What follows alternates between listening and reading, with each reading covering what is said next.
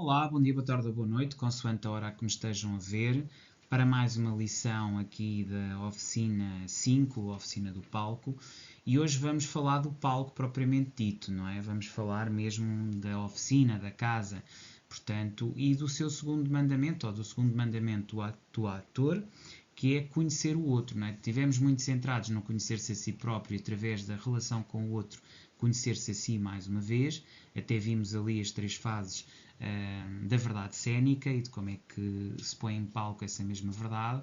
Estivemos muito centrados em nós próprios, na nossa própria essência e no seu trabalho.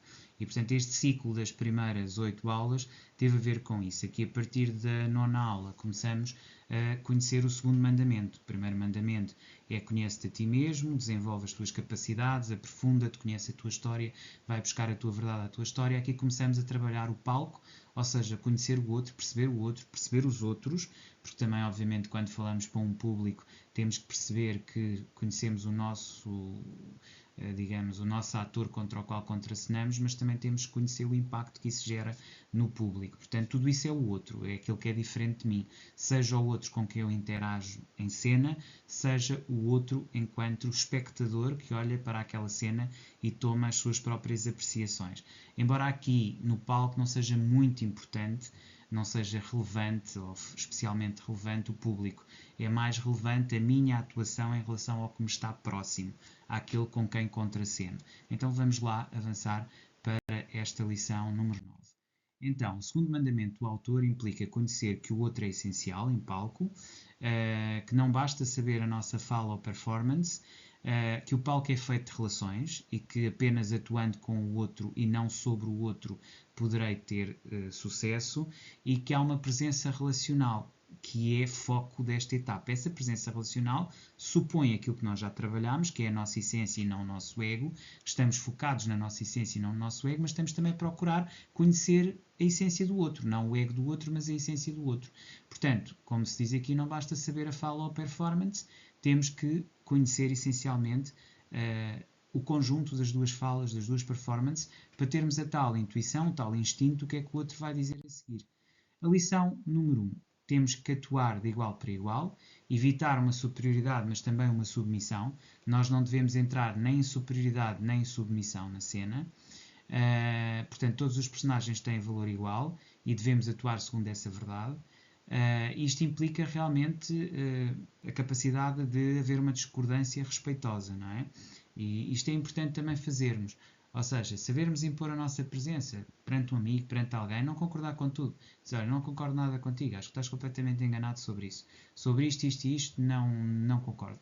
Até porque só aí é que nós começamos a perceber quem são os nossos amigos ou as pessoas com quem podemos atuar de verdade, não é? Porque aquelas pessoas que não aceitam uma crítica, que não aceitam minimamente que possam ser postos em causa, muito provavelmente poderão não ser uma boa base para crescimento e transformação. Portanto, é importante nós marcarmos o nosso espaço para que o outro marque o seu espaço, para que tenhamos duas entidades suficientemente fortes que possam aprender uma com a outra.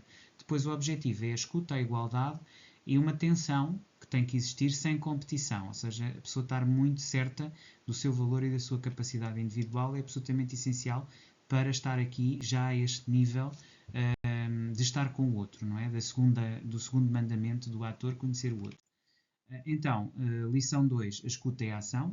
Ouvir de verdade é mais difícil do que parece, porque muitas vezes isto faz com que haja choques com os nossos próprios princípios e valores, e nós não temos que ser colonizados pelo outro. Ou seja, saber ouvir é saber manter a nossa própria visão dos factos e da realidade, ser capaz de ouvir o outro, não concordar nem discordar, ter a nossa própria ação.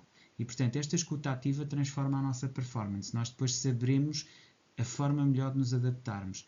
Depois, seria interessante fazer aqui um exercício que é o ensaio com o ator mudo, ou seja, em vez de estarmos a olhar para o que falamos, olhamos apenas para a presença corporal e o que é que a mesma nos transmite.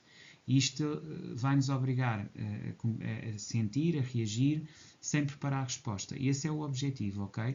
Este ensaio como ator mudo, ou seja, apenas receber do outro, vai nos permitir sentir e reagir sem preparar a resposta. Para quê? Para trabalhar precisamente aquilo que disse há pouco na lição 1, que é a nossa capacidade de estarmos em nós e sabermos ser fortes em nós, mesmo não concordando, estando com pessoas que nos antagonizam completamente.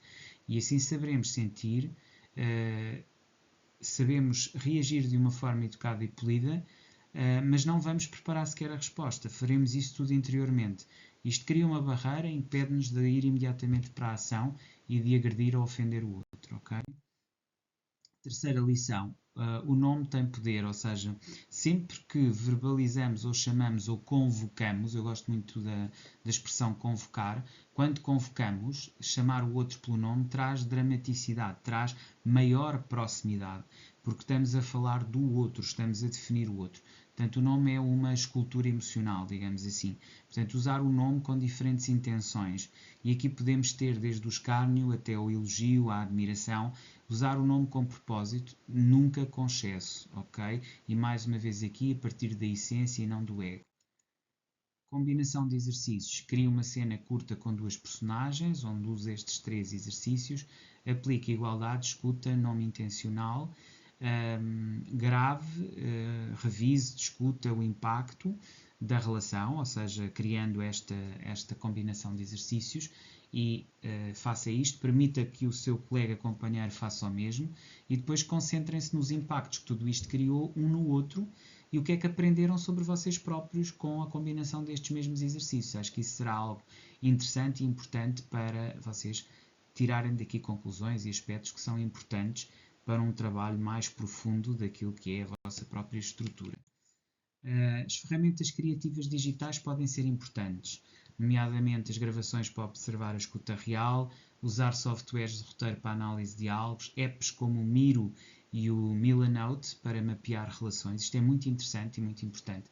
E estou-vos a trazer aqui as ferramentas digitais porque eu acho que é absolutamente essencial quem trabalha no palco ou quem trabalha em qualquer área de vida dos dias de hoje ter o conhecimento de aplicações, apps informáticas nas quais vocês possam basear, estruturar para melhorar as vossas performances. E aqui sim, aqui que já vocês se conhecem, estão a conhecer o outro, para melhorar o conhecimento do outro, faz sentido este tipo de recurso, ou seja, termos estes recursos, trazê-los, digamos assim, para o vosso trabalho enquanto atores profissionais ou enquanto atores da vida, porque assim, independentemente de usarem aqui as técnicas do palco para efeitos profissionais, como atores, ou como encenadores, ou como alguém que atua, ou como pivôs de televisão, também as podem usar na vossa vida. Como eu disse na primeira lição, isto é perfeitamente utilizável e aplicável à relação com os vossos filhos, ou à relação com os vossos pais, ou à relação com o vosso patrão, ou à relação com os vossos amigos. Todas elas vocês podem usar precisamente estas técnicas e depois criarem com estas apps Miro e Milanote formas de mapear relações, ou seja, mapas de interconexão e depois, com a inteligência artificial, simular interações e treinar reações. Estes aspectos são interessantes. Porquê? Porque vocês podem fazer este treino por vocês próprios. Isto fortalece a vossa capacidade depois na interação real. E aqui eu volto a repetir, treinar, treinar, treinar, treinar.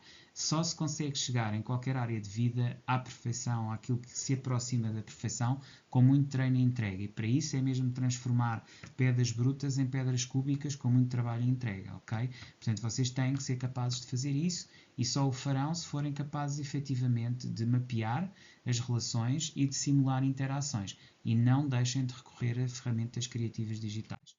Entretanto, e para concluir, este é mesmo para concluir, o outro é o seu espelho. Portanto, o outro deve servir como aprendizado. Portanto, conhecer a si mesmo é metade da presença, a outra metade vem da escuta do outro. Portanto, escutar, escutar, escutar. O palco é o lugar onde dois intérpretes e dois interiores, duas realidades psíquicas ou intrapsíquicas, como diria o professor Juan Carlos Vezula, um mediador muito importante no Brasil e muito relevante aqui, foi fundador do IMAP em Portugal, e ele dizia muito que o conflito resulta de duas realidades intrapsíquicas que não se conseguem entender no seu diálogo. Portanto, existem diálogos interiores, existem realidades intrapsíquicas, existem interiores, e esses interiores têm que se conectar em palco. O palco tem a ver com isso. Para isso tem que haver escuta. Portanto, tem que haver escuta ativa, e tem que falar com quem sente, o que sente e com quem sente, porque se isso não existe, não há verdadeira entrega nem verdadeira intenção. E sem isso não poderá espelhar o outro, nem o outro espelhar-se em si. Portanto, é todo este trabalho que vos trago então aqui na lição 9. Vemo-nos na próxima lição. Até lá, despeço-me cordialmente.